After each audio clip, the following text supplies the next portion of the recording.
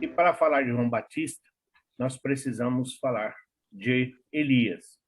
Apesar de ser simplesmente citado na Bíblia como reencarnação, a única colocação que tem de Elias é quando fala que é o espírito que é o mesmo espírito que foi à época de Jesus, João Batista. Para quem simplesmente lê a Bíblia ou para quem simplesmente tem uma religião para constar, né, dos autos, isso sim é o suficiente. Mas não é esse o nosso objetivo, não é esse o nosso ideal.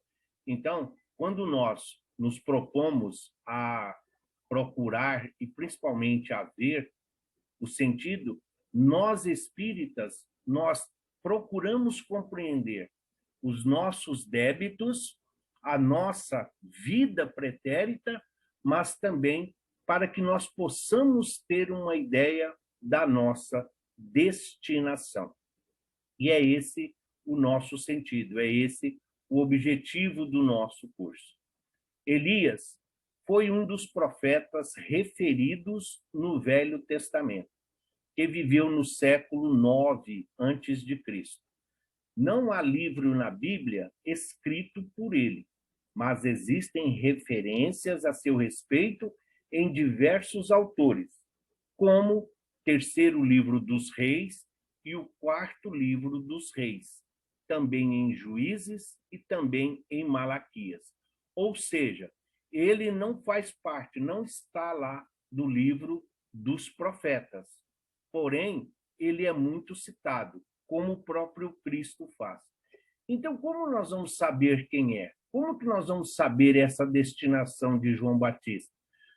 O Espiritismo, a doutrina espírita, nos explica, quando fala, inclusive, de como foi o desencarne de João Batista, que ele estava resgatando débitos ainda da vida relacionada a Elias. Então, nós fomos e vamos buscar esse entendimento. Se na Bíblia não tem, mas tem a referência, então como nós vamos? E como isso pode ser comprovado? É preciso entendermos que quando Jerônimo aceitou o convite para a Bíblia, hoje que nós conhecemos, a Vulgata, então muitos livros foram deixados de lado, pela igreja compreender que não estava de acordo com os seus interesses e principalmente com os ideais canônicos que ela sintetizava. Grande parte do livro, desse terceiro livro dos reis e do quarto livro dos reis, algumas partes foram introduzidas nos livros de Samuel e também no próprio livro dos reis da Bíblia. Ele viveu ao tempo do rei Acabe e da rainha Jezabel, com quem teve em constante oposição por causa do culto que era promovido ao deus pagão Baal. Lógico, se nós imaginarmos que era uma época do politeísmo, ainda muito vivo entre todos os hebreus e os próprios povos pagãos, como estava aqui, então não tinha nada demais essa veneração. Só que nós compreendemos que os profetas, assim como Elias e todos os outros, apesar de ser enviados do Cristo, como o próprio Moisés o foi, eles não tiveram a mesma vida do Cristo. Moisés também assassinou um soldado lá que tentava, né? Estava ele tentando, inclusive, matar um companheiro. Então, temos algumas controvérsias, temos algumas contradições, mas em momento algum foi dito que esses profetas tinham que ser incólumes, que eles tinham que ser sem mácula, sem nódoa, como foi Jesus. Porém, tendo já as suas ideias, tendo o seu próprio culto do monoteísmo, do Deus único, então Elias, ele era um ferrenho adversário desses deuses pagãos. E ainda, como ele não se, vamos assim dizer, tinha também atritos com o rei e com a rainha, a religião foi apenas um detalhe a mais para que o ódio deles permanecesse e vem se configurar e terminar esse ciclo vicioso somente à época do Cristo. Elias é considerado um servo destemido do javismo, do Deus Javé ou Jeová, segundo os hebreus. Apesar do excessivo rigor e das atrocidades que ele praticou, dentre essas, destaca-se aquela que fez descer fogo do céu e queimar um capitão, juntamente com seus 50 comandados, quando este foi buscá-lo por ordem do rei Acabe. O mesmo fato se repetiu com uma segunda brigada, mais um capitão e também mais 50 soldados. Assim como a mortandade dos 450 sacerdotes de Baal, que os fez passar pelo fio de espada, junto ao ribeiro de Quisson. Tem-se num total 552 mortes que aí estão no seu prontuário. Muitos, exatamente por esses fatos, é que os historiadores alegam que não tem o livro de Elias, não faz parte da Bíblia, porque muitas mortes sob a sua responsabilidade. E isso vai contra todos os ensinamentos, mesmo o de Moisés, mesmo o de outros profetas, porque nenhum deles matou tanta gente como o próprio Elias. E é claro que aqui nós temos muitos fatos que são ilustrativos. Seria muito difícil para nós compreendermos que esse fogo do céu, o que seria esse fogo do céu? Hoje nós sabemos que esse fogo do céu nada mais é do que um raio. Porém, teria ele essa capacidade, assim como teve Jesus, de alcançar os responsáveis pelos elementos da natureza e pedisse a eles ali, solicitasse a eles um pouco de calma, de tolerância, devido ainda à incompreensão dos apóstolos? Então, mas nós vamos ver o porquê dessa relação de Elias com o fogo e aqui com o próprio Deus Baal. A volta do profeta Elias foi prevista por Malaquias. Eis que vos enviarei o profeta Elias antes que o dia grande e terrível do Senhor. Então, muitos do que nós nos propomos dentro do conhecimento, o próprio evangelista Mateus, em seu evangelho, ele faz muito uso do Antigo Testamento, como nós vimos nas aulas sobre a Bíblia, a noção da Bíblia e principalmente do povo hebreu. Então, eles tinham essa ideia? Não, é preciso lembrar que todos eles eram médiuns. Então, muitos do que eles previam, muito do que eles falavam, está relacionado a mensagens espirituais que eles receberam mediunicamente. Então, não é, sim, associar o profeta à previsão, a prever o futuro, mas muitos do que eles falavam eram fundamentados em fatos que eles eram assessorados, intuídos e inspirados pelos benfeitores espirituais. Alguns religiosos, eles acham que Elias não morreu. Sustentam que Elias foi arrebatado vivo aos céus, baseado nesta passagem do livro dos Reis. Sucedeu que, havendo eles passado, Elias disse a Eliseu. Eliseu era o seu companheiro de caminhada, era o seu amigo pessoal ali, era uma espécie de auxiliar, de colaborador. Pede-me o que queres que te faça antes que seja tomado de ti. E disse-lhe Eliseu: peço-te que haja porção dobrada do teu espírito sobre mim. Elias disse a Eliseu: coisa difícil me pedistes.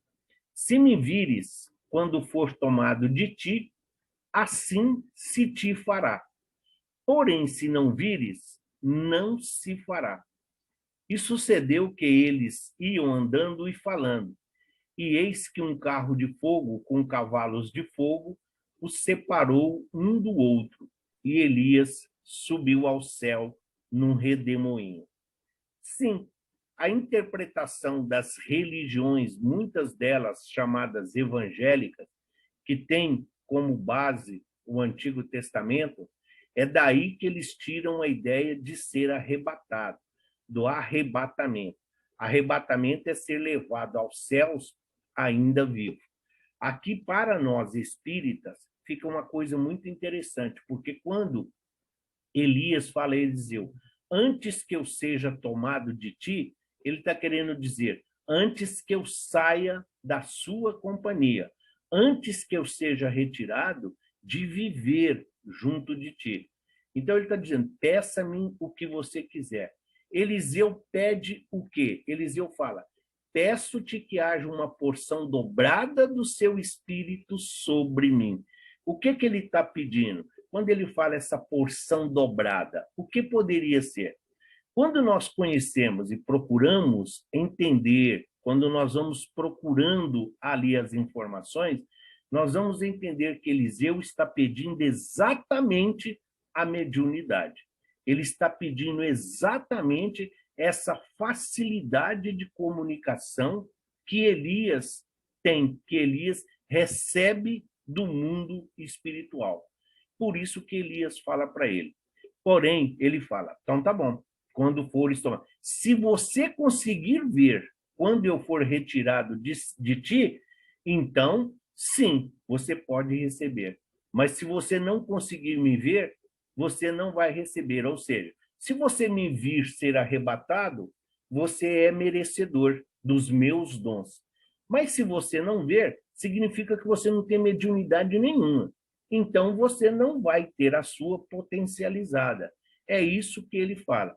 E esse carro de fogo, que depois separou e que arrebatou, esse carro de fogo vai dar origem a outros profetas do Antigo Testamento e vai, principalmente, que vão falar dos 4 cavalos do Apocalipse, sempre relacionado às cores vermelha, amarelo, preto e branco, simbolizando paz, simbolizando morte, simbolizando a guerra e simbolizando uma época próspera de ouro. Então, Elias, ele conseguiu sim, quando veio esse carro de fogo que arrebatou perante os seus olhos, então ele conseguiu enxergar. E por isso ele fala: o que Eliseu está pedindo a Elias são os seus poderes mediúnicos, já que ambos eram grandes médiuns.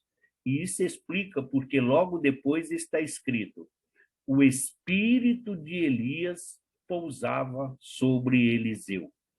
Elias, em espírito, passou a agir sobre Eliseu, passou a ser o seu guia espiritual. E com isso, Eliseu adquiriu maiores poderes mediúnicos, adquiriu a porção dobrada do espírito de Elias. Então, o que leva a nós?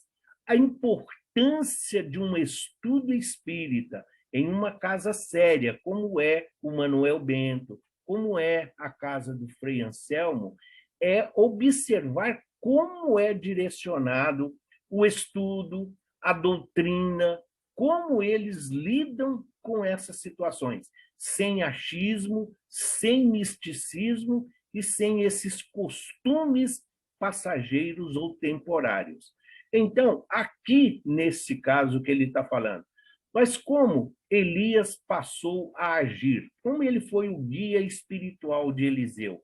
Nós não temos naquela que é considerada a maior obra depois da codificação kardeciana, que é o Paulo e Estevão. E ali nós não temos que Estevão, logo após o seu desencarne por apedrejamento, recebe diretamente do Cristo a missão de orientar Paulo de Tarso, o seu algoz, o seu assassino, e ele recebe, e ele orienta, juntamente com Abigail, Então, se para nós espírita nós conseguimos compreender isso em relação a Estevão e Paulo de Tarso, ainda Saulo, por que não compreender aqui? Nós não estamos entrando no mérito se é verdade ou não. O arrebatamento, isso é inconcebível, independente da religião. Alguns podem até acreditar, mas não é. Então, seria o caso de falar-se de arrebatamento, então, o único espírito que poderia passar por uma situação de ser arrebatado vivo seria Jesus. E ele não o fez, exatamente porque não veio derrogar as leis. Mas, como nós sabemos, então, o que ele viu, ou o que está relatado, a forma ilustrativa desse retorno de Elias fica para nós sintetizado dentro dos seus poderes mediúnicos, que é o que verdadeiramente nos interessa nesse momento. Existem numerosos profetas que vieram antes do Cristo revelar certas verdades, e um desses missionários é Elias. A história do profeta Elias está registrada no livro dos Reis, na Bíblia, parte da sua história. Ele viveu por volta de 800 anos antes de Cristo. É apresentado como Elias, o tesbita, que é originário de Tisbe, uma região de Gileade. Usava roupa de pelo e cinto de couro. Elias defendia o culto de Javé, o Deus único do povo hebreu, contra a veneração do deus Baal, um dos maiores deuses pagãos dos cananeus, que era outro povo. Baal era principalmente um deus do sol, da chuva, dos trovões, da fertilidade e da agricultura. Durante o reinado de Acabe e Jezabel, havia muitas maldades e injustiça, e tanto o povo quanto eles cultuavam esse deus Baal, exatamente por não ter muitas regras, exatamente por não ter muitas normas, muitas diretrizes. Então, esse deus Baal, que depois deu origem a muitos outros deuses, inclusive dentro da própria Igreja Romana, a missa solene de domingo, ela é, na realidade, uma cópia da celebração ao Deus Sol que acontecia entre os pagãos.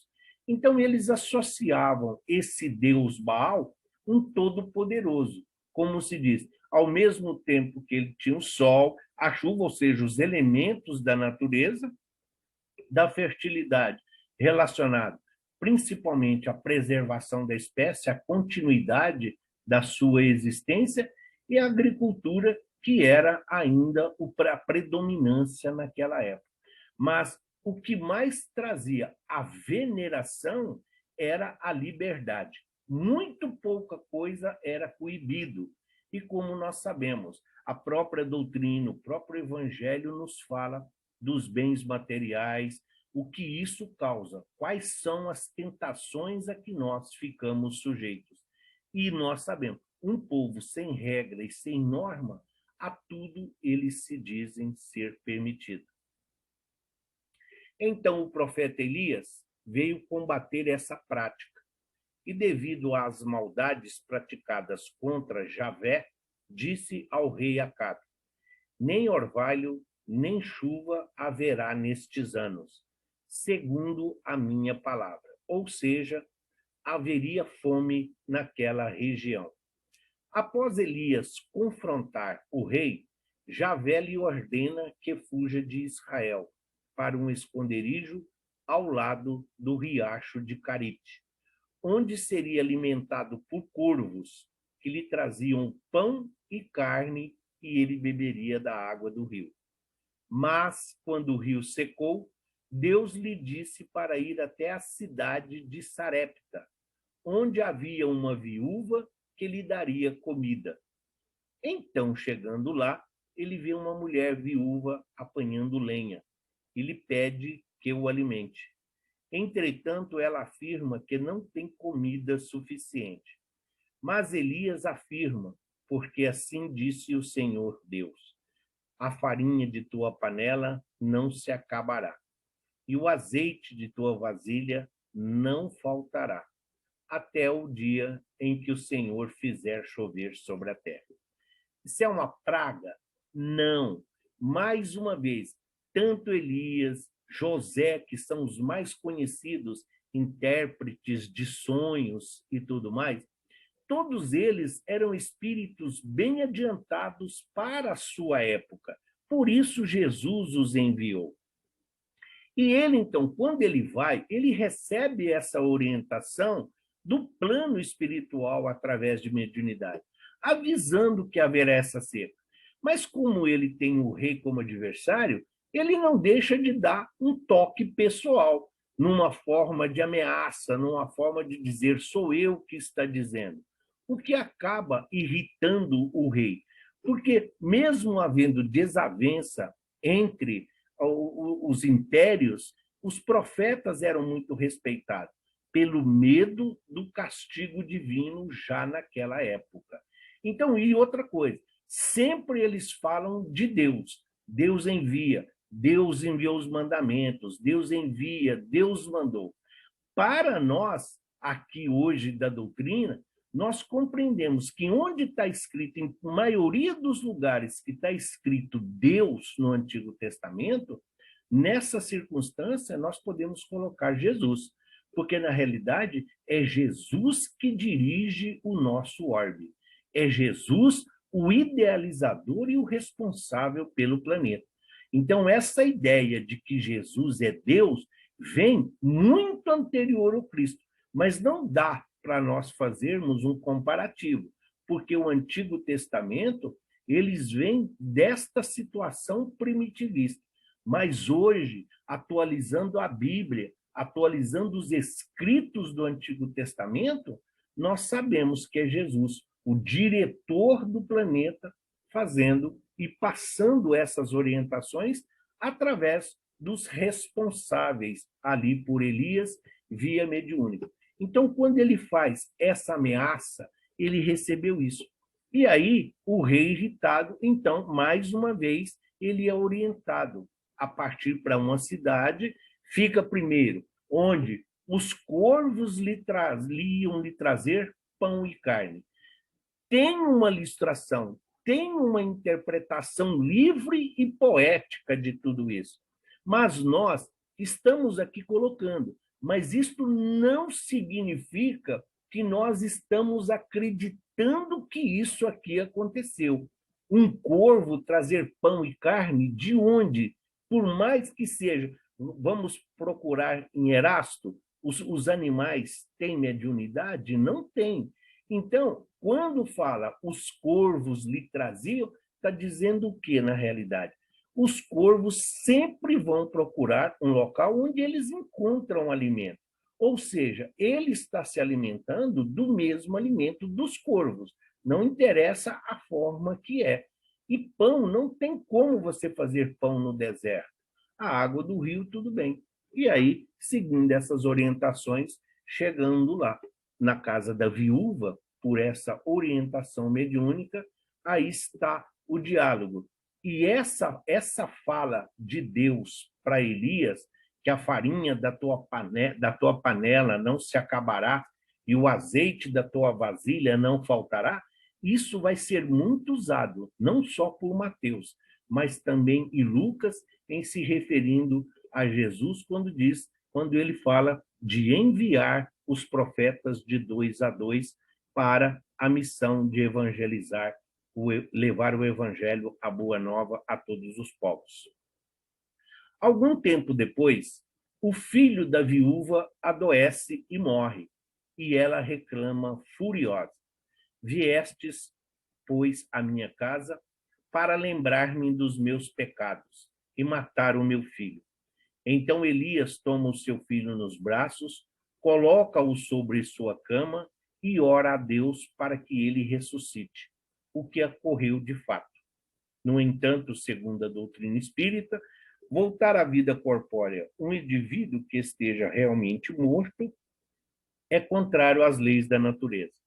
Portanto, o que provavelmente ocorreu é que o menino ainda não estava morto, e por um influxo fluídico poderoso de Elias, o seu espírito retornou ao corpo. Então, num primeiro momento, ela entende que ali está um enviado do Senhor. Num primeiro instante, ela compreende as Escrituras e o aceita. Mas logo em seguida, ao ver o filho naquela situação que realmente não estava morto, letargia, catalepsia, epilepsia, aqui não tem um relato de qual era, mas nós sabemos, então, que não estava morto.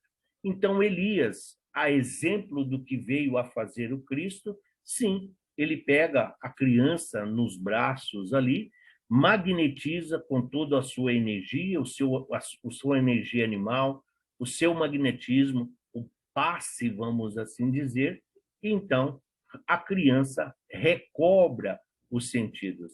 Só que da mesma forma dos críticos lá que o perseguiam, esse fato também vai ser relevante na sua história, porque isso vem mostrar e mais ainda causar mais medo a Acabe e a Jezabel, exatamente pela perseguição infligida ao profeta.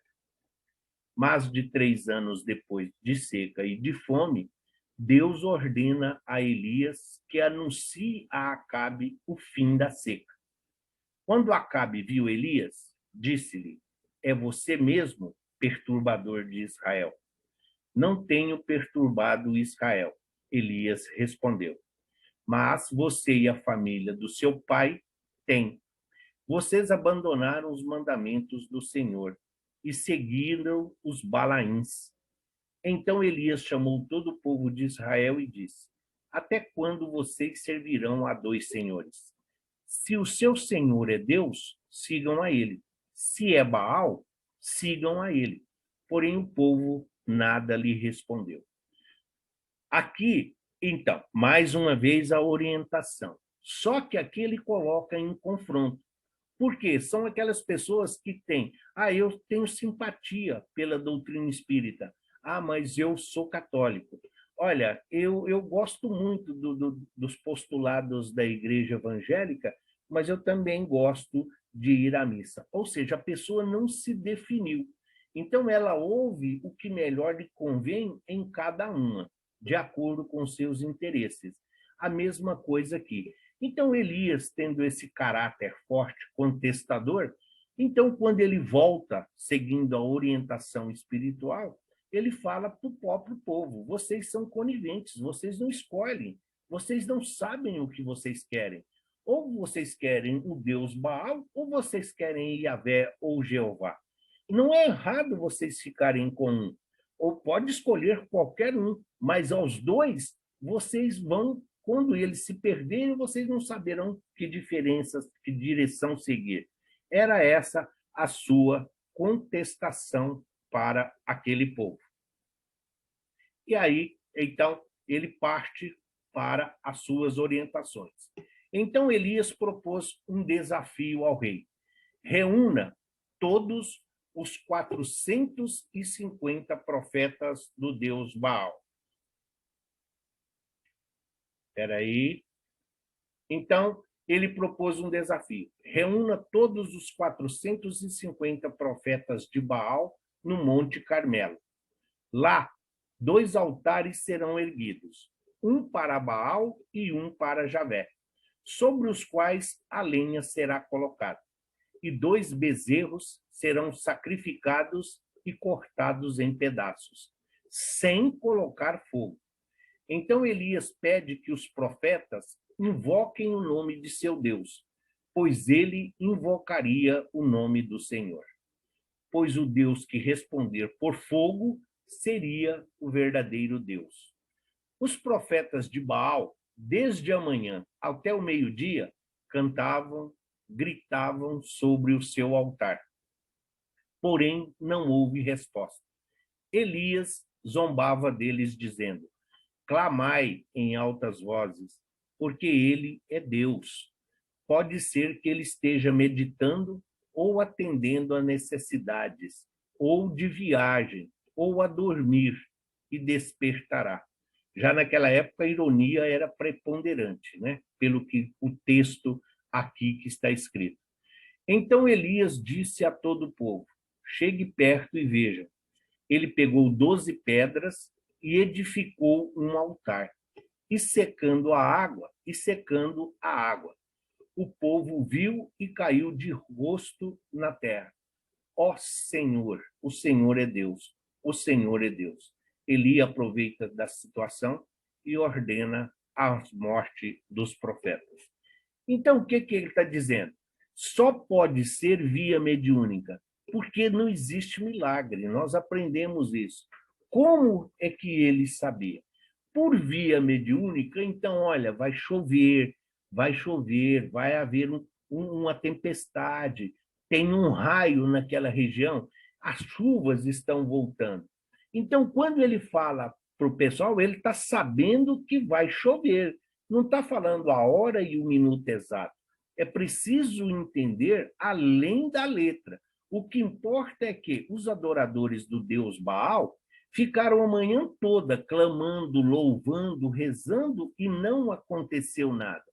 Então, no momento aprazível, se aproximando, conhecendo, olhando o céu, para o alto, a formação das nuvens, ele sabia que ali se aproximava uma tempestade.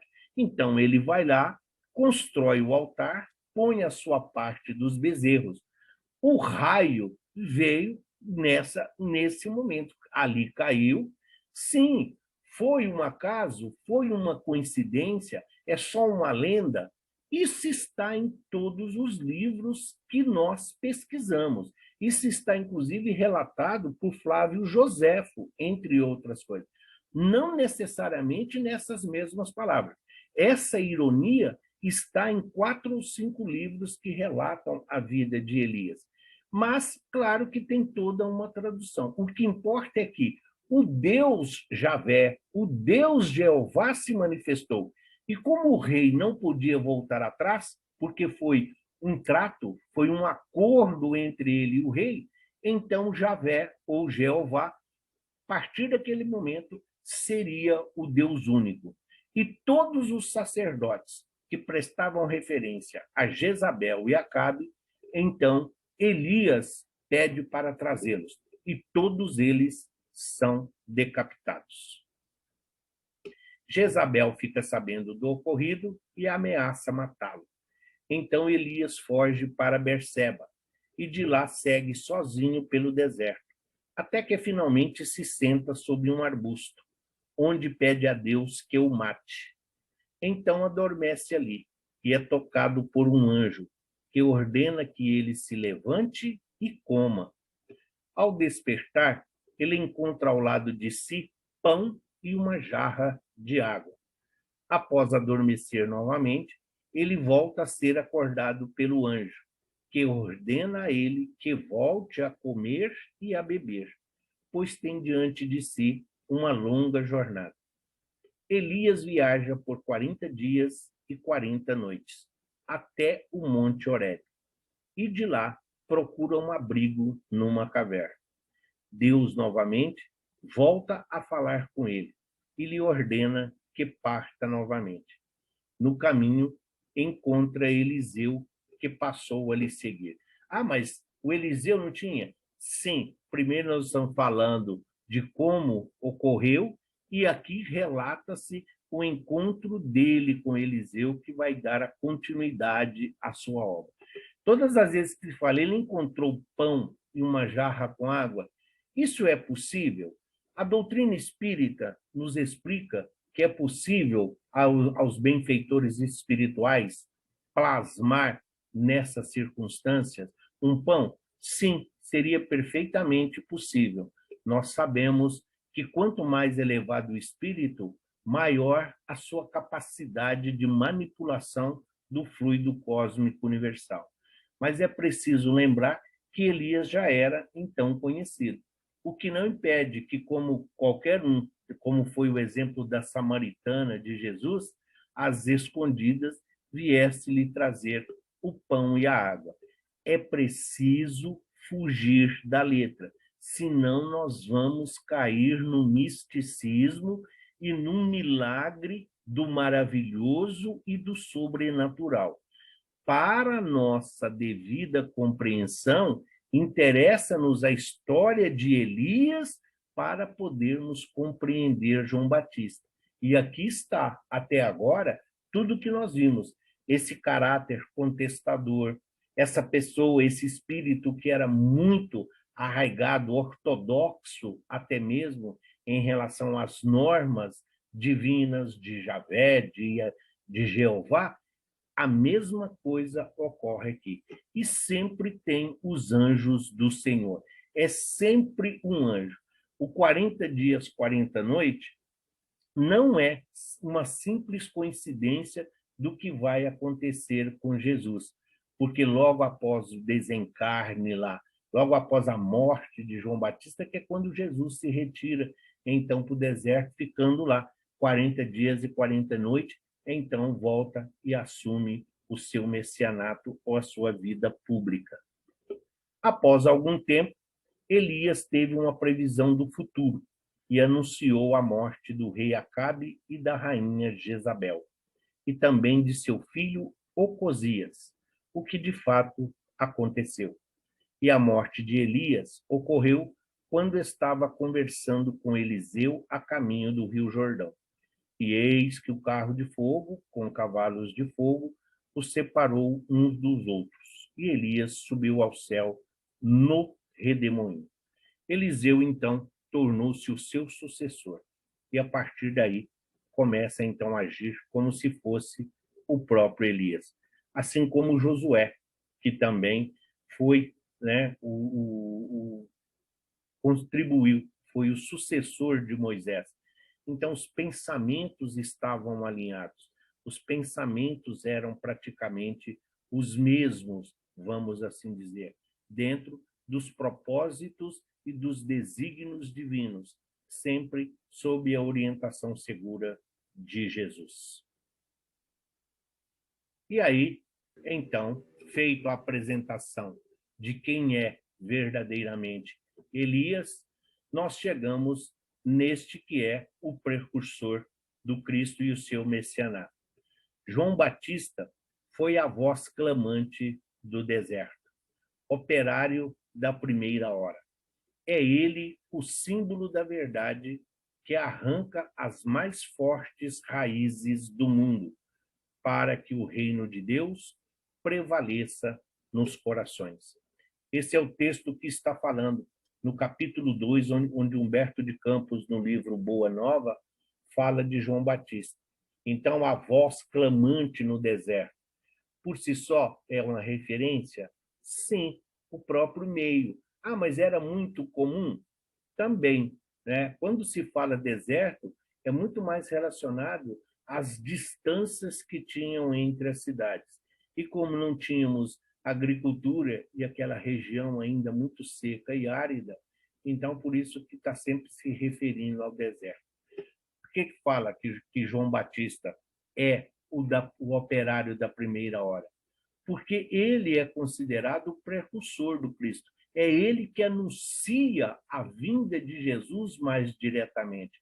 É ele que mostra o caminho, a direção, o que é necessário para que possamos reconhecer o Cristo que está chegando. João Batista nasceu em Enquerém, na Judéia. Segundo o Evangelho de Lucas, João era filho do sacerdote Zacarias e de Isabel, descendentes de Araão, prima de Maria, que viria a ser mãe de Jesus. Não tinham filhos, porque Isabel era estéril e os dois já eram de idade avançada. Zacarias fazia parte daqueles sacerdotes que cuidavam do templo. Eram divididos em 6 classes, com 12 sacerdotes cada um. E cada semana, cada um cuidava do templo. Então, sim, idade avançada, é preciso compreender que na época do Cristo, 35, 40 anos já era considerado idoso, já era considerado de idade avançada. pressupõe-se pelos fatos e pelas pesquisas que eram mais ou menos exatamente nessa faixa etária em que ambos se encontravam.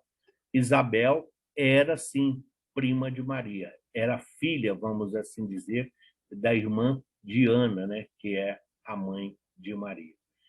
Segundo Lucas, o nascimento de João foi anunciado pelo anjo Gabriel, enviado por Deus. Certa ocasião, Zacarias fazia o serviço religioso no templo. Então apareceu um anjo do Senhor e disse: Não tenha medo, Deus ouviu o seu pedido, e sua esposa vai ter um filho, e você lhe dará o nome de João. Diante do aparecimento do anjo, Zacarias ficou amedrontado. Depois do anúncio, sua resposta foi de incredulidade. Assim, Zacarias foi sentenciado a ficar em silêncio, isto é, mudo, até que o menino nascesse.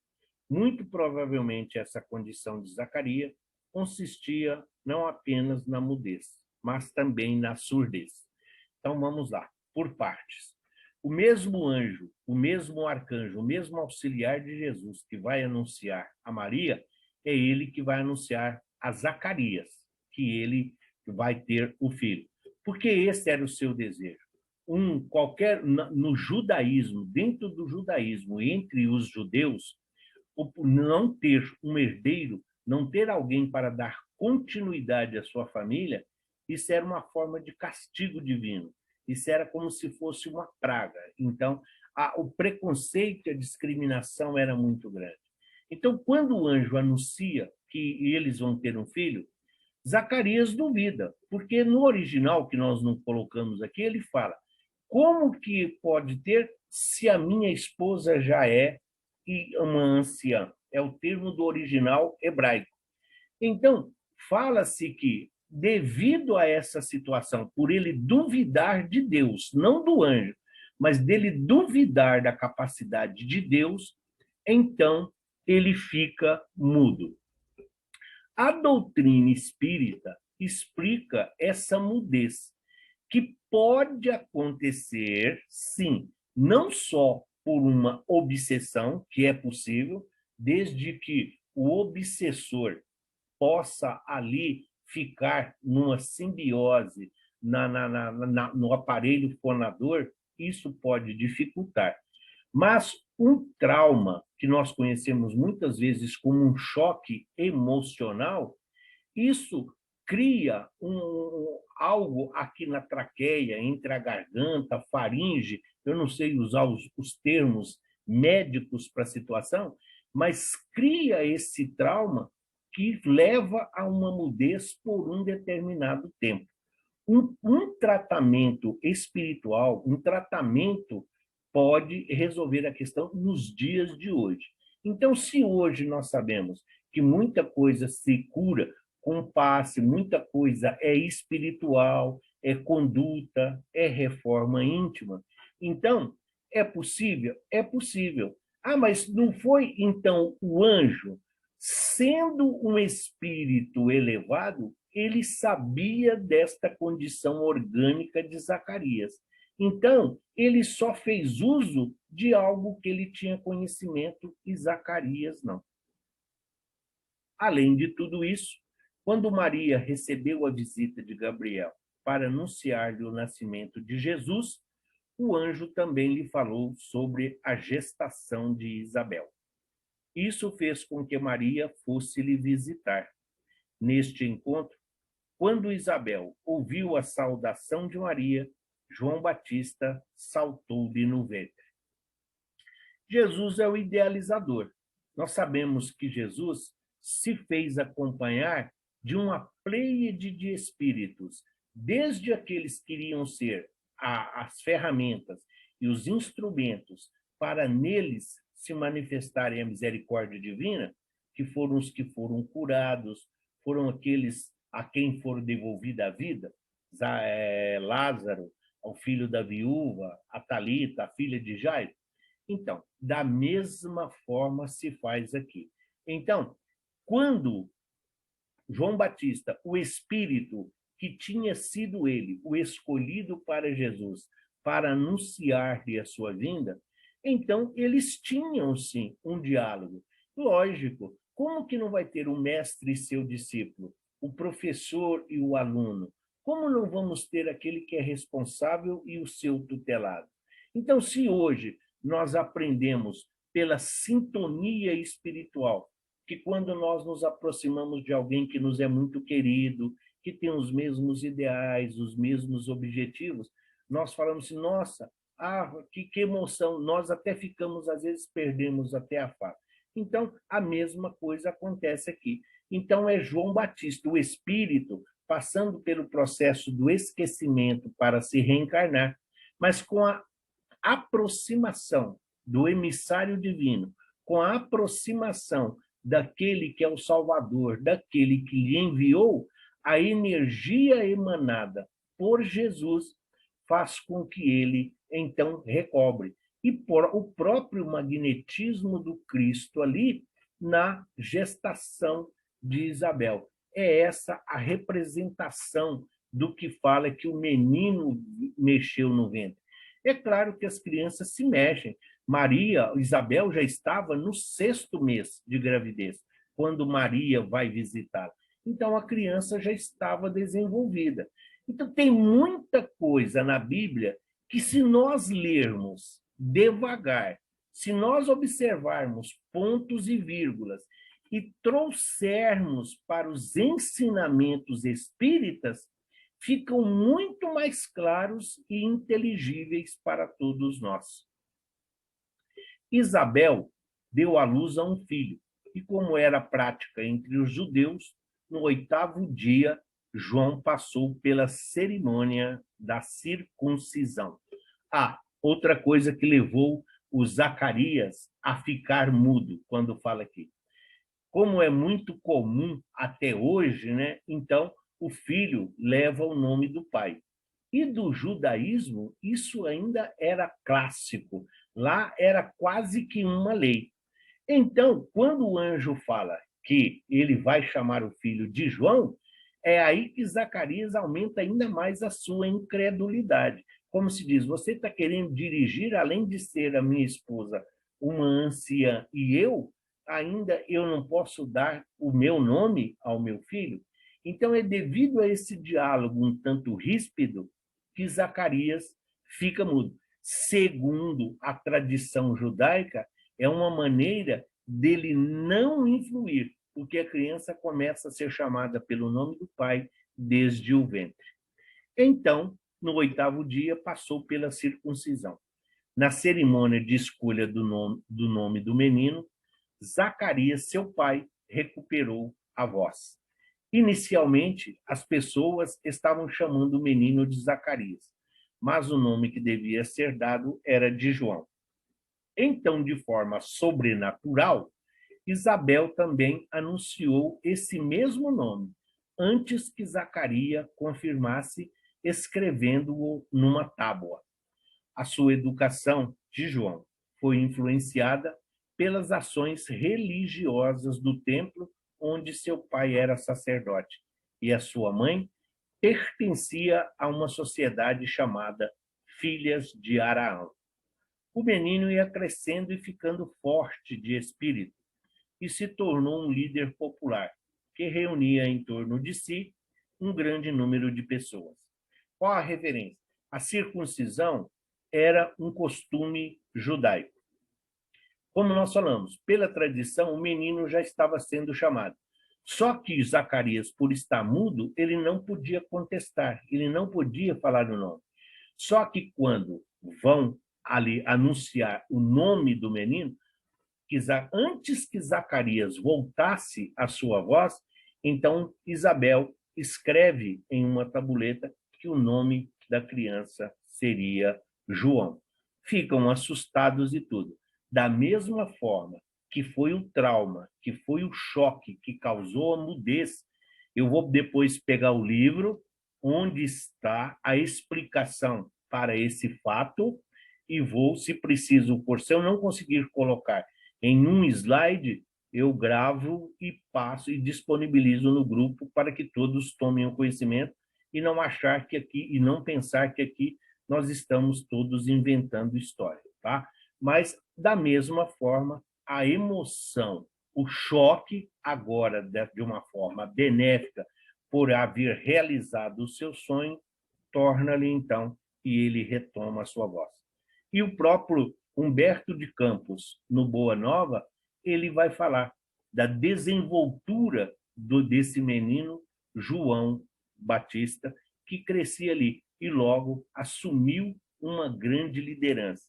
Aí a doutrina vem mais uma vez em nosso socorro. Se Elias era de caráter forte e desde cedo tinha esse espírito de liderança, isso não se perde, não importa quanto tempo há entre uma encarnação e outra.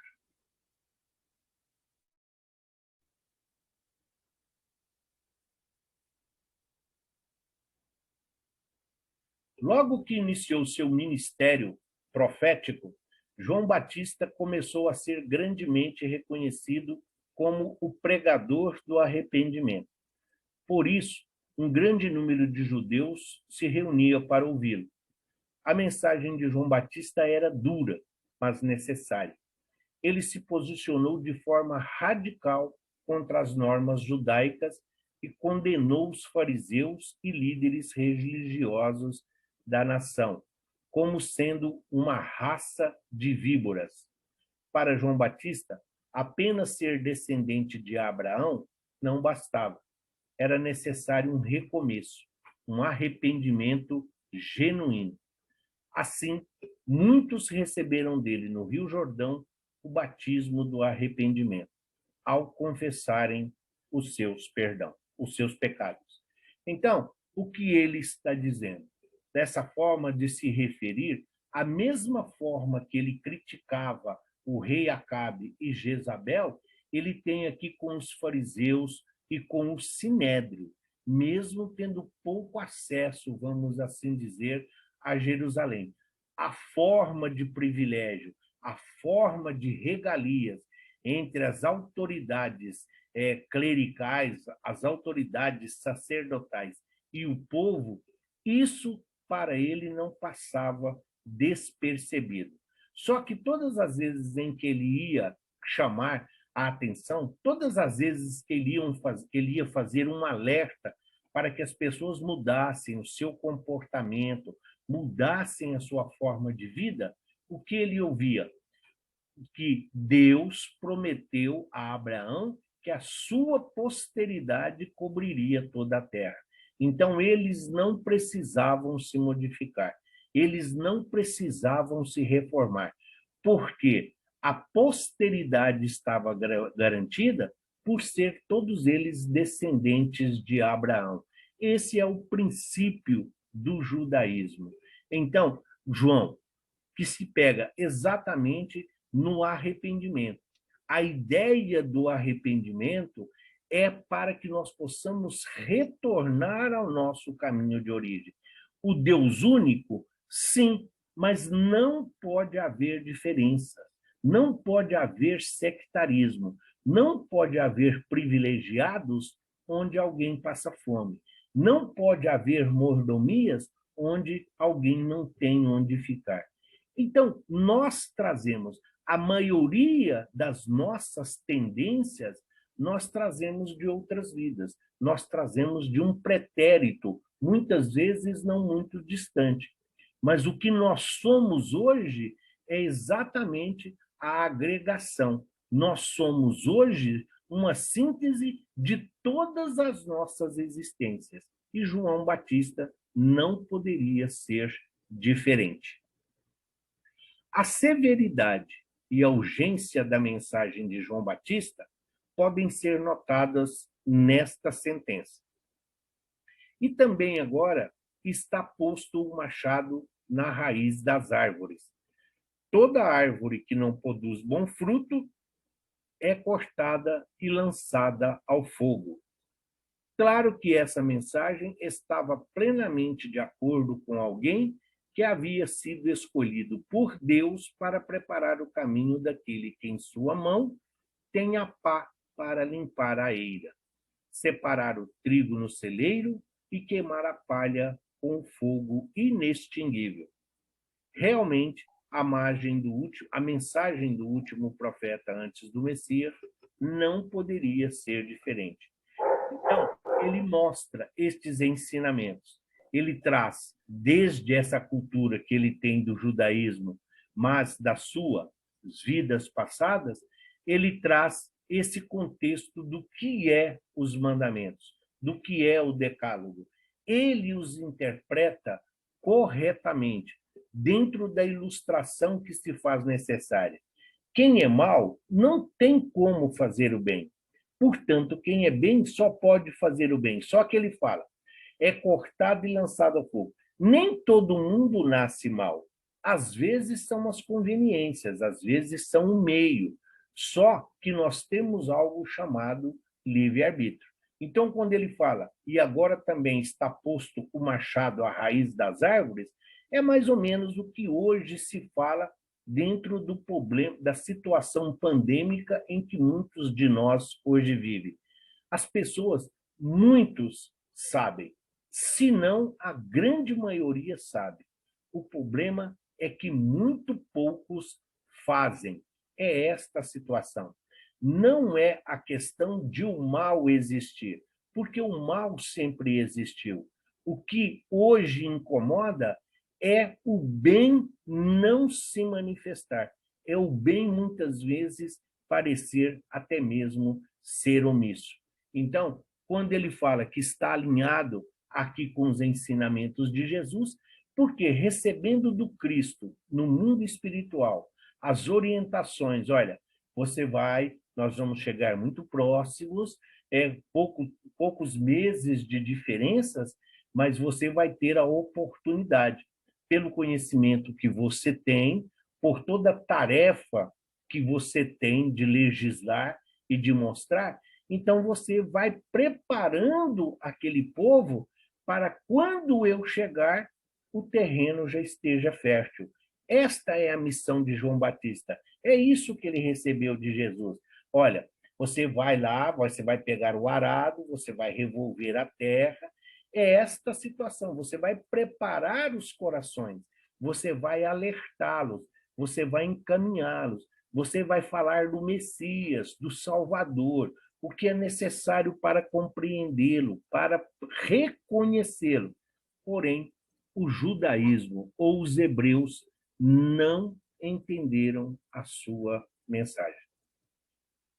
Os evangelhos fornecem poucas informações pessoais sobre João Batista.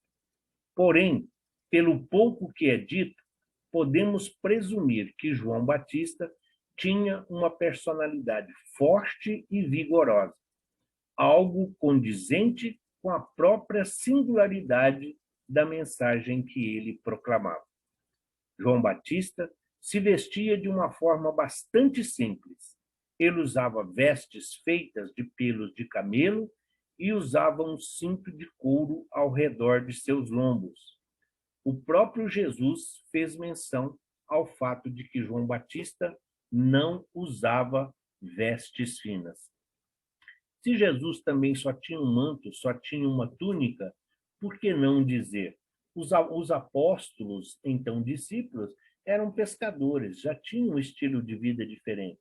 João não vivia na cidade. João Batista vivia quase que isolado. As pessoas iam até ele, as pessoas iam procurá-lo, as pessoas gostavam de ouvi-lo.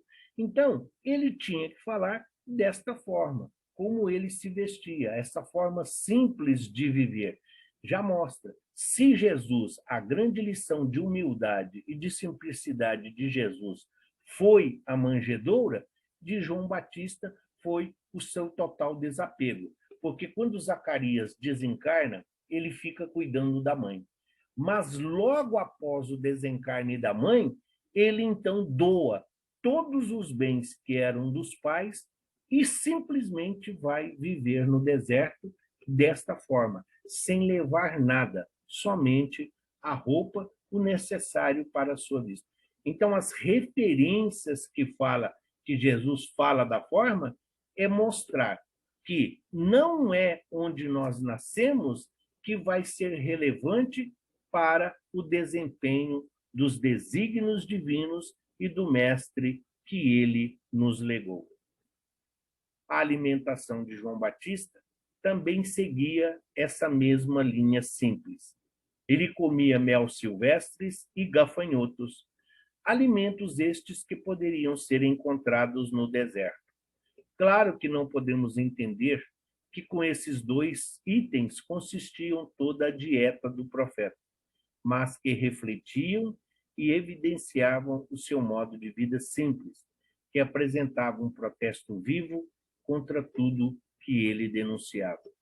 Então, se é alguém que só está lendo, mas como é que pode alguém comer gafanhoto e mel e sobreviver? Claro que aqui é só uma ilustração, está falando de algo que é comum no deserto, mas lá também existem outros animais. Ninguém está falando que ele é vegano, ninguém está falando que ele é vegetariano, está simplesmente falando que ele faz uso do que ele tem em mãos, do que está próximo para que ele possa se alimentar. Então, todas as vezes nós temos que evitar essas discussões inúteis. Se nós procurarmos os mais novos, né, que me perdoem, e aqueles que caminham na mesma faixa etária que eu, vai compreender. Quando estávamos lá no colégio, tinha uma aula de pouco, falava, agora vamos fazer uma interpretação do texto. É isso que nós precisamos fazer, mas não só da doutrina espírita. A doutrina espírita existe porque tem o Evangelho de Jesus, a Boa Nova, o Novo Testamento. Só que para compreender o Novo Testamento, tem que compreender o Antigo Testamento. Se nós não viermos fazendo esse intercâmbio, o link de um para o outro, nós não vamos conseguir compreender o que a doutrina espírita fala de reparação, de causa e efeito, de ação e reação. É isso que ele está falando, é isso que é passado dentro das orientações. Assim como Elias, João Batista denunciou o pecado e proclamou o arrependimento.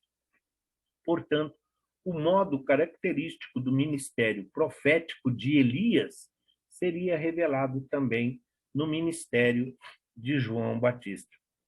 Sim, você está fazendo algo que vai no sentido contrário aos ensinamentos de Deus, então você precisa se redimir, você precisa reparar. Se um pregava isso, o outro, sendo o mesmo espírito, nós não regredimos. Conhecimento e informação nós vamos usar para toda a nossa eternidade. O livro dos médiuns, no seu capítulo 6º, ele vai falar exatamente disso, do que? Quando ele fala da mediunidade. Mediunidade é um instrumento para que nós hoje possamos servir a Deus e a Jesus, mas também uma ferramenta de evolução e aprendizado para esta encarnação e as nossas encarnações futuras. É assim que Kardec define. Por quê? Todo esse conhecimento vai ficar gravado, vai sendo gravado no nosso HD espiritual. E no momento oportuno, nós vamos lá e fazemos uso de acordo com a necessidade do momento. E aí chegamos no batismo de João Batista, porque Batista vem exatamente daí, batismo, ou batismo, então, o Batista, Batista. Por que esse nome? O que significa o batismo? Qual é a importância que tem o batismo? O Espiritismo tem batismo? O Espiritismo não tem nenhum sacramento, porém respeitamos a todos. E compreender o verdadeiro significado do batismo é o que importa para cada um de nós. Por quê? A doutrina não tem batismo, mas Jesus foi batizado. Jesus se deixou batizar. É diferente. Ah, mas não são só colocações? Uma vírgula muda todo o texto. Jesus não foi batizado. Jesus se deixou batizar por João para que possa se cumprir as Escrituras. A dificuldade que a grande maioria dos que chegam às casas espíritas tem em relação ao estudo é porque estão acostumados a ler e não a estudar. E não é nenhuma crítica. Eu sei que aqui nós temos muitas professoras, muitas pessoas da área do ensino. Então, sabem que para ensinar basta ter conhecimento e informação. Educar é algo muito além da necessidade de praticar aquilo que estamos falando.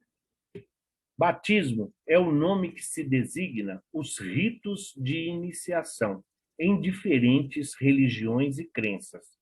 O ritual do batismo era uma prática muito difundida na Palestina. Provinha dos antigos mistérios da Grécia, do Egito e também dos essênios. João Batista nada mais fazia do que usar essa prática para ajudar as pessoas a se modificarem. Usava a água em adultos, certos de que estes teriam compreensão para o arrependimento. Esse ato folclórico, simples e puro, foi transformado no culto cristão, num processo mágico de purificação da alma, destinado a lavar a mancha do pecado original de Adão e Eva, impregnado nas almas das crianças recém-nascidas. Muitos, a própria Índia, os Vedas já usavam o batismo como transformação. Batismo é transformação, batismo é renovação. Por isso que só que batizava adulto. Você era uma nova vida que você estava iniciando. É como se fosse uma segunda chance. Então você ia, se batizava, a água representa a limpeza. Assim como nós temos o passe, que fala da limpeza áurica, retirando miasmas e energias deletérias, a água, na representação do batismo, ela lavava os erros, lavava os pecados, lavava aquela vida pretérita, aquela vida que viveu até ali. Depois do batismo, você estava apto a ter uma nova vida, um novo conceito, com novos valores, com novos princípios. Esse é o significado do batismo, a água que lava, que purifica, que harmoniza, que energiza. É preciso lembrar que, para o judaísmo, a água é a fonte da vida, é de onde tudo deriva. E esse ato, sim, foi transformado pela igreja. Aqui ele fala do pecado original. Nós já falamos, o que seria o pecado original? Para a igreja, é o sexo entre Adão e Eva, a serpente, a árvore, a maçã, tudo bem. Mas nós entendemos que o pecado original representa, na realidade, o quê? O termo pode estar errado, a interpretação mais ainda. Mas nós temos um pecado original? Nós temos erros de origem, porque já tivemos outras vidas. E ao renascermos, nós trazemos conosco as nossas virtudes, mas também as nossas falhas, onde se faz necessário reparar. Então, esse chamado pecado original, se nós traduzirmos por erros pretéritos, todos nós vamos compreender a ilustração. Então, tem sentido falar que nós temos um pecado original. A interpretação da igreja é com a qual nós não concordamos. Na época, só se batizavam adultos, porque eles tinham do que se arrepender e podiam analisar o certo e o errado para se renovarem moralmente. A Igreja Romana, com a falsa justificativa de não ir para o céu, adotou a prática de batizar a criança tão cedo quanto possível, ante a possibilidade de morrer prematura com a mácula do pecado original, o que seria desastroso para ela, criança. Essa lamentável deturpação do batismo de João é uma grande injustiça. E muito mais. Imaginemos, então, Chico Xavier, Gandhi, Buda, entre outros, chegando no mundo espiritual e alguém os receber dizendo: vocês fizeram muita caridade e seguiram a vontade de Deus, mas não poderão entrar no reino do céu, porque nenhum de vocês foi batizado. Onde está a justiça de Deus? É isso que ele está falando. Onde está a justiça divina? O que a Igreja Romana fez foi dizer o seguinte: a Igreja Romana batizava logo ao nascer, porque era uma forma da criatura não ir para outra religião. Então, quando se dizia do pecado original, você está culpando os pais por ter feito sexo e ter nascido uma criança. Para você se redimir desse ato, você tinha que dar a Deus o fruto do ato que você cometeu. Como? Batizando em nome do Pai, do Filho e do Espírito Santo. Então, por isso que se batiza, a Igreja Romana batiza ainda hoje, de preferência, quanto mais novo, melhor. Mas exatamente porque ele não podia discernir. Diferente do batismo de João, que a pessoa tinha plena consciência do que estava acontecendo e estava principalmente disposto a mudar. A essa pergunta, a esse questionamento a respeito do batismo, que sempre nós temos referência. Kardec nem entra aqui no mérito da questão, mas as obras complementares, todas elas vieram em socorro e em auxílio da codificação. Em um momento ou outro, todas elas colaboram para os ensinos que os benfeitores nos trouxeram.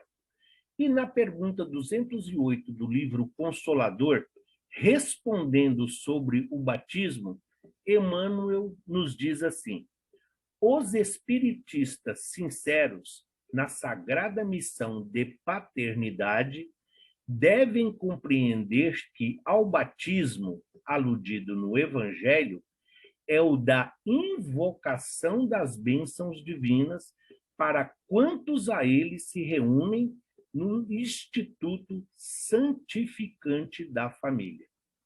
Longe de quaisquer cerimônias de natureza religiosa que possam significar uma continuação dos fetichismos da Igreja Romana, que se aproveitou do símbolo evangélico para a chamada venda dos sacramentos. O espiritista deve entender o batismo como o apelo do seu coração ao Pai de misericórdia, para que seus esforços sejam santificados no instituto familiar, compreendendo, além do mais, que esse ato de amor e de compromisso divino deve ser continuado por toda a vida, na renúncia e no sacrifício, em favor da perfeita cristianização dos filhos, no apostolado do trabalho e da dedicação. Então, o Emmanuel, ele está nos consolando, ele está nos confortando, dizendo que o simbolismo do batismo, ele pode ser transformado. Se batismo é renovação, é recomeço, quando que Pedro foi batizado? A partir do momento da negação do Cristo. Quando que Madalena foi batizada? A partir do momento em que ela tem um encontro com Jesus. Quando Zaqueu foi batizado? Quando Jesus vai ali pousar, vai ficar na sua casa. Quando que o centurião foi batizado? Quando Jesus cura o seu servo à distância e ele compreende a grandeza espiritual. Tanto é uma transformação que Jesus, a se referindo ao centurião nessa situação da cura do seu servo, Jesus diz assim: nunca vi tamanha fé em alguém do reino judeu. Então, é nesse do reino de Israel. É esse o sentido que ele está falando. Nós não devemos ficar aqui, se foi usado para a venda de sacramentos, de cerimônias, não importa. O simbolismo em si é até bonito, porém é a água, é fonte de vida, é renovação. Mas qual a opinião que essa criança tem se ela acabou de chegar? Ela nem sabe o que está acontecendo. Então, a mudança de comportamento, do qual a doutrina não pode compactuar, é nesse sentido de fortalecer essas crendices dentro do movimento espírita. Leon Denis, no livro Cristianismo e Espiritismo, atesta que os primeiros apóstolos limitavam-se a ensinar a paternidade de Deus e a fraternidade humana. Demonstravam a necessidade da penitência, isto é, da reparação de nossas faltas.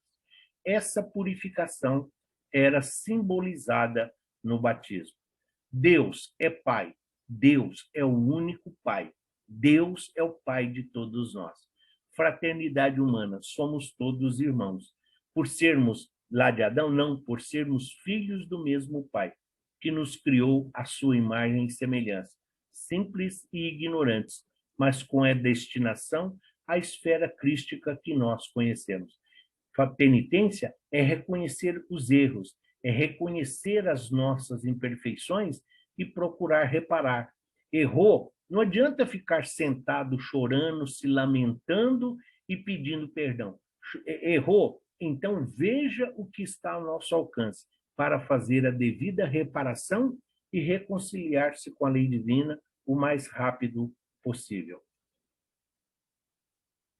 No dia seguinte ao batismo, viu João a Jesus que vinha para ele. Eis o Cordeiro de Deus que tira o pecado do mundo. Este é o mesmo de quem eu disse: depois de mim, há de vir um homem que tem passado adiante de mim, porque já existia antes de mim. Eu não o conhecia, mas para que ele fosse manifestado a Israel, é que eu vim batizar com água. E João deu testemunha dele, dizendo: vi o Espírito descer do céu como uma pomba e permaneceu sobre ele. Eu não o conhecia, mas o que me enviou a batizar com água disse-lhe: aquele sobre quem vires descer o Espírito e ficar sobre ele, é esse que batiza com o Espírito Santo. E eu tenho visto isso e testificado que ele é o Filho de Deus. Então, qual é a colocação aqui? O que fica? O que João está dizendo? Para nós espíritas, olha só que nós precisamos ler. Ele está dizendo: ele já existia antes de mim. Eu não o conhecia, mas ele falou. Ó, ele está falando de um diálogo que tiveram, só pode ser aonde? Na espiritualidade, dentro do planejamento reencarnatório. Porque ele fala, viu o Espírito descer do céu como uma pomba e permanecer sobre ele.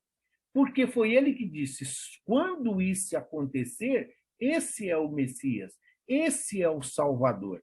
Então ele está relembrando os fatos. E ele sabia. Quando ele fala do Cordeiro que tira o pecado do mundo, que é muito usado dentro da liturgia da missa, é porque a forma de sacrifício, sacrificar o Cordeiro para atender às necessidades divinas, o Cordeiro tinha que ser jovem, tinha que ser um Cordeiro que ainda não tinha passado pelo cio, pela criação, ainda pela cria. É esse o sentido, não tem nenhuma mácula, não tem nenhuma mancha, não tem nenhuma nódoa. Ou seja, o Cordeiro é um símbolo de pureza. É isso que João está dizendo no momento do batismo. Nós vamos ver o verdadeiro significado, não só do ato, mas dentro da explicação da doutrina.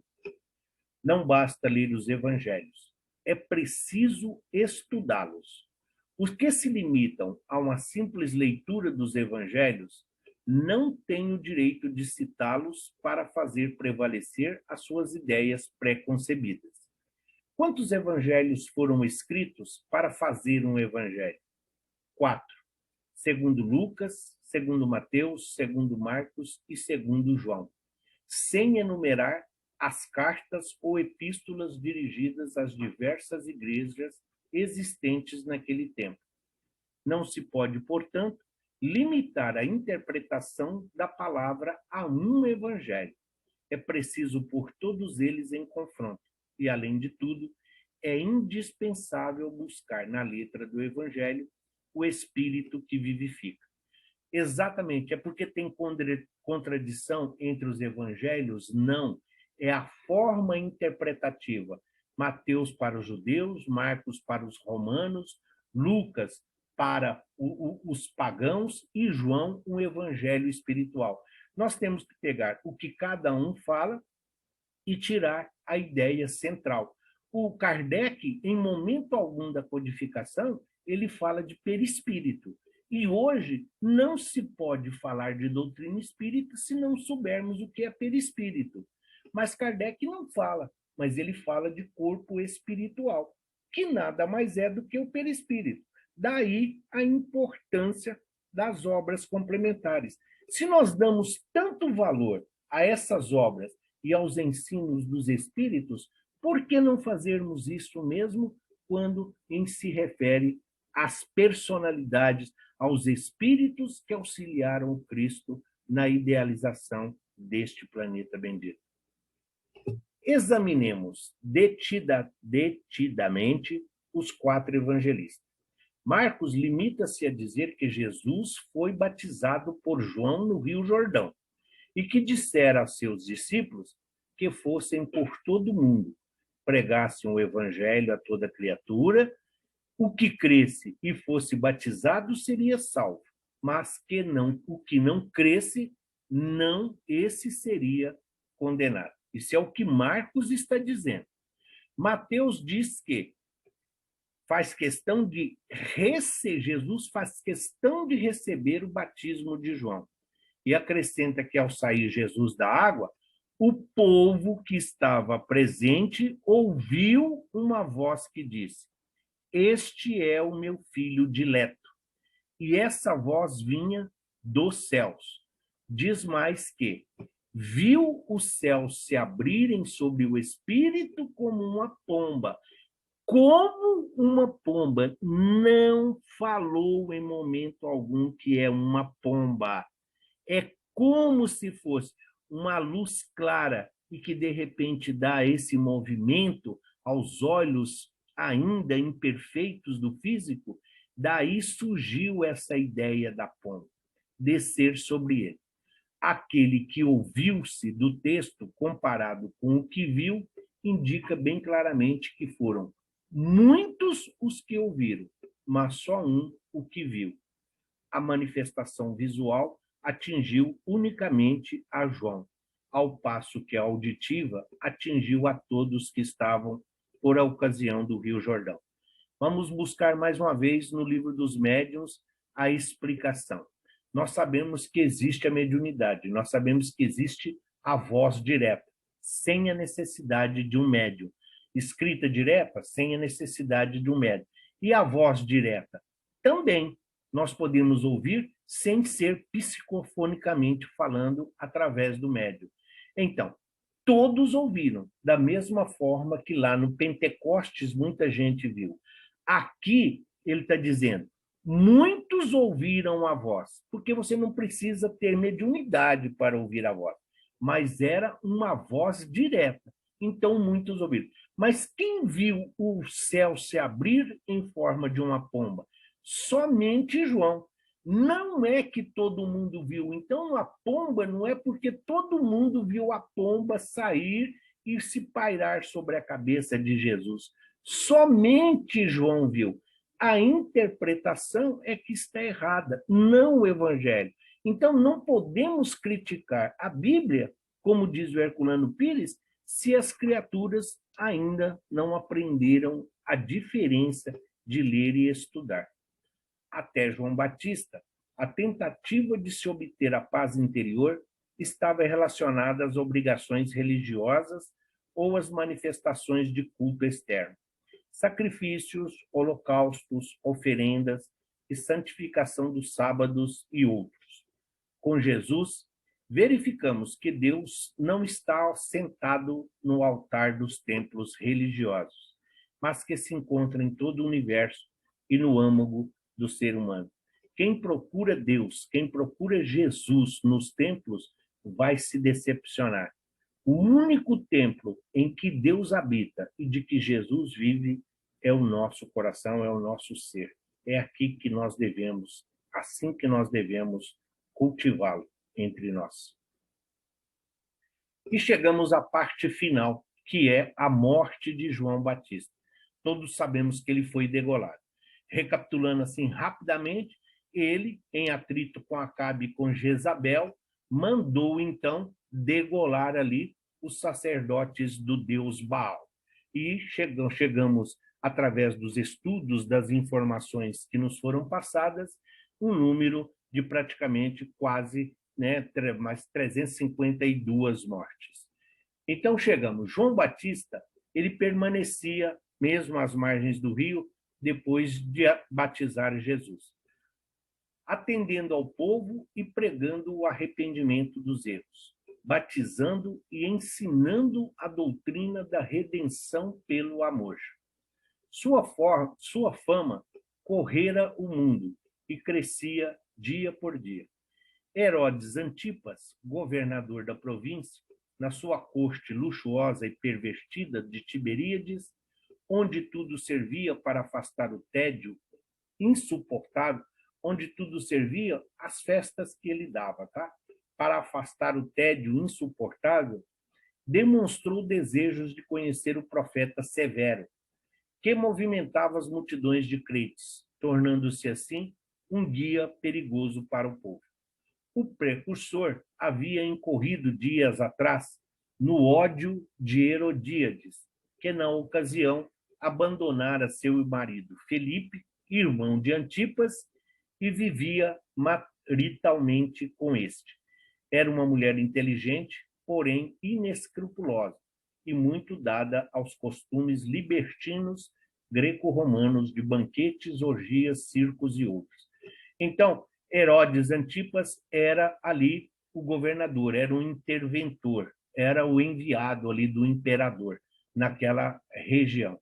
Então, vendo falar de João, da sua liderança religiosa, sempre tratado como um profeta, ele quis conhecê-lo. Porém, João já sabia, já o conhecia, e também conhecia Herodíades, a sua esposa. Por quê? Herodes mandou depois matar Felipe, o irmão, exatamente para viver com a cunhada. E João vivia condenando os dois. João vivia dizendo que eles estavam em pecado, que eles estavam em erro, e que isso ia contra todos os princípios que eles estavam dando um mau exemplo. Então, da mesma forma que ele despertou o ódio em Jezabel, Herodias não foi diferente. Não há nenhum relato, nenhuma circunstância que possa afirmar que Herodias também foi o espírito de Jezabel reencarnado. Mas o ódio vem até porque Elias também não teve somente um adversário, um desafeto. Então, o fato de condenar a vida de Herodes por ter mandado matar o irmão para ficar com a cunhada, e João os colocava nesta situação de erro, então isso irritou muito a moça. Porém, Herodes o admirava. Opa, voltando. Nessa prisão, depois atendendo à solicitação da Herodias, então Herodes manda prendê-lo. Na prisão, que durou 2 anos, João gozou de liberdade relativa, podendo mesmo falar com seus discípulos, que eram muitos, e mandar e receber mensagens. Apesar de algemado por um pulso e preso à parede do cárcere, podia, no entanto, aproximar-se de uma janelinha existente na porta da cela e falar com seus discípulos, que permaneciam do lado de fora. Durante anos em que esteve encarcerado, João mandou várias vezes os seus discípulos a Jesus para dar-lhes conta da sua situação e saber o que se passava com ele, o Mestre. Através de seus discípulos, João seguia atentamente o quanto se passava na Galiléia e no país a respeito de Jesus. Não porque duvidasse da sua condição de Messias, é óbvio, mas para que após a sua morte, que sabia próxima, seus discípulos tomassem o rumo certo, o que, aliás, não aconteceu, porque se alguns deles vieram para Jesus, a maioria não o fez e conservou-se fiel à sua memória. Foi preso, Herodes, com medo de uma rebelião da sua liderança, mandou prender. Mas mesmo assim ele tinha contato com aqueles que o seguiam, e ao mesmo tempo ele se informava do que estava acontecendo e principalmente tomava conhecimento de Jesus através das poucas coisas, porque o messianato de Jesus verdadeiramente só começa após o desencarne de João. E João, prevendo a sua morte próxima, tinha todo um cuidado com seus discípulos, com seus seguidores. Ele queria que eles seguissem a Jesus, mas, como diz, ele mesmo relata, e também a Bíblia, isto não aconteceu. Muitos poucos preferiram ser eles fiéis à memória de João Batista. Herodes, aqui antes de falar de Herodes, vamos lá. Herodes assustou-se com o pedido, procurou se furtar a ele, mas a menina, sempre insinuada por sua mãe, pô-lo em brios pela palavra dada. E então, muito a contragosto, Herodes concordou, e logo após a dança, o chefe de sua guarda desceu ao cárcere, mandou degolar o profeta e o carrasco. Mandou degolar o profeta. E o carrasco entrou na sala do banquete, apresentando à menina a cabeça sangrenta e ainda semiviva, cujos olhos abertos a fitavam. Como nós vimos aqui em cima. Então, o que acontece? Herodíades, ela gostava dessas festas, dessas orgias. E no aniversário da sua filha, que alguns livros chamam de Salomé, então, ela ali dançando para os convivas, para todos aqueles que estavam ali para homenagear Herodes, então, ela, muito influenciada pela mãe, ela começa a dançar. E então, o Herodes fica encantado e ele fala: sim, pode ser um olhar libidinoso, até porque não era filha dele. Mas então ele fala: peça o que você quiser. Fiquei tão encantado que o que você me pedir, eu atendo o seu pedido. E ela vai perguntar para a mãe o que deve pedir. E a mãe não deixa passar a oportunidade. A mãe fala: peça a cabeça de João Batista. E ela pede. Assim como Herodes fez a promessa em público, ela também pede em público. E Herodes não tem como recuar, porque era uma promessa. Naquela época, a palavra ainda valia. Então, ele, muito chateado, mas tem que atender o pedido para não ficar em situação difícil perante todos os seus súditos. Então, ele ordena que vá e eles degolam João Batista, e o carrasco traz a sua cabeça e apresenta a moça. Claro, você desce, a prisão era no próprio palácio, então você sobe, é semivivo. Num dos evangelhos apócrifos, que tem no número 2, se não me engano, eles falam do desdobramento dessa situação. Eles falam que depois de alguns dias, 2 semanas para ser mais exato, que Salomé e Herodíades, que elas vão andar pela neve. E a menina está andando sobre um lago que congelou. E aí ela, de repente, sofre uma queda, e nessa queda que a água, né, o gelo quebra e ela afunda, então o pescoço dela bate naquela parte do gelo que ficou, degolando. A sua cabeça fica rolando por sobre o gelo, enquanto que o corpo desaparece. Está lá no Evangelho Apócrifo. É só para ilustrar, para saber dos desdobramentos. Se é verdade, aí nós vamos ver depois uma outra hora. João Batista resgatava, com a sua morte por degolação, as culpas de Elias cometidos séculos antes, e, conforme predissera a seus discípulos, abandonava o cenário para que o verdadeiro enviado, o Messias de Israel, se engrandecesse e caminhasse também para o seu glorioso destino. Um se apagando humildemente pela morte, e o outro ascendendo para a posteridade, a incomensurável luz do Gólgota.